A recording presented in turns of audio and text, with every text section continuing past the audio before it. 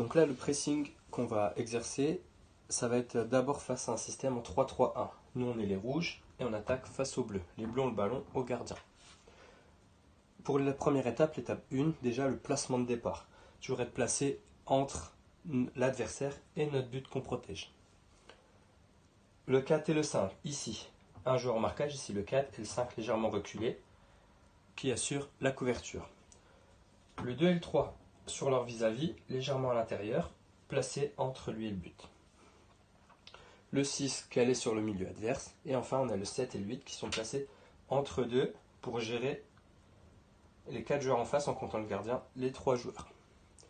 L'objectif ici, en se plaçant pas trop haut, mais bien ici, c'est de forcer l'adversaire à jouer court.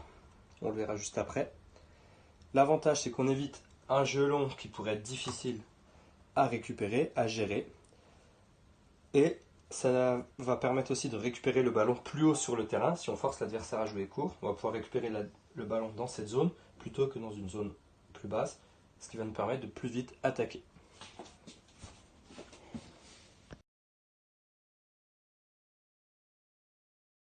L'étape 2, c'est quoi? C'est la passe du gardien pour son défenseur.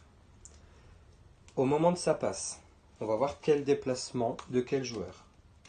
Le 7 ici va se déplacer en faisant une courbe pour venir avancer ici.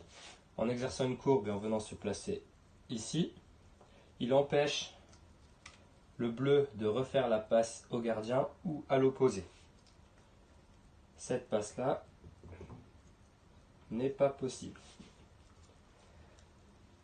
Le 8, quant à lui, n'avance pas directement ici, parce que s'il avance, ce joueur-là ne va pas lui faire la passe, et il va faire un jeu long, et on a dit juste avant que le jeu long pouvait être difficile à gérer. Donc le 8 anticipe seulement et se déplace un petit peu vers ce joueur. Les autres joueurs derrière gardent éventuellement leur position. J'ai oublié de dire tout à l'heure, mais le gardien est légèrement avancé au cas où. L'objectif ici, c'est que le bleu envoie le ballon sur ce joueur. C'est notre objectif que le ballon arrive sur ce joueur. Pourquoi? Parce qu'on va se rapprocher de la ligne de touche et on va pouvoir exercer une pression dans un espace qui va être plus petit en arrivant vite pour exercer une pression temporelle.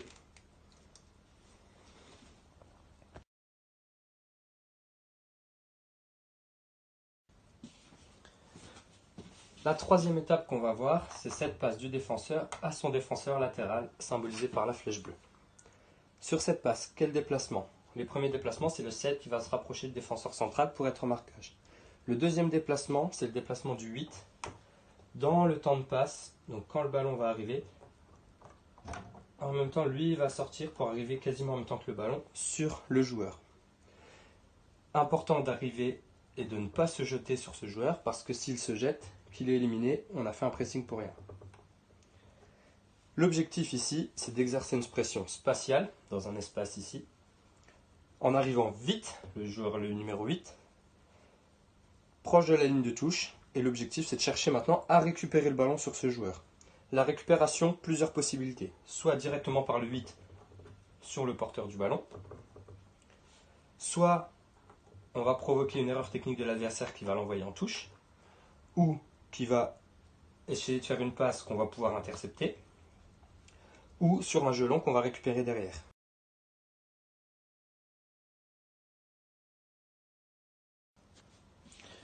Maintenant qu'on a vu comment presser face à un 3-3-1, on va voir comment presser face à un 2-4-1, système qu'on a rencontré plusieurs fois et qui nous a posé des problèmes. Deux solutions pour ressortir pour le gardien. Étape 1, nous sommes placés le 4 et le 5 ici, le 3 sur son vis-à-vis, le 2 sur son vis-à-vis, le 6 au milieu, et le 7 et 8 pour gérer tous ces joueurs. Étape 1, la passe au défenseur. Ici, l'adversaire a plusieurs solutions. Jouer sur le milieu, rejouer sur le défenseur, ou jouer là. Notre objectif est toujours d'emmener le ballon sur le côté, près des lignes de touche, pour récupérer plus facilement le ballon. Le 8 doit donc se déplacer pour bloquer cette passe-là et cette passe-là. Il fait donc une course en courbe pour venir se placer ici. Ainsi, les deux passes sont difficiles. Le 7 n'avance pas là, parce que s'il avance là, ce joueur se retrouve tout seul, libre de tout marquage. Le 7 avance donc au marquage sur ce joueur. Enfin, la troisième étape, la passe sur le latéral. Le 2, comme sur le 8, l'action d'avant, va sortir dans le temps de passe pour récupérer le ballon. Et là, toujours la même solution, soit on récupère le ballon, soit on provoque une faute technique de l'adversaire, soit il joue long et on peut récupérer.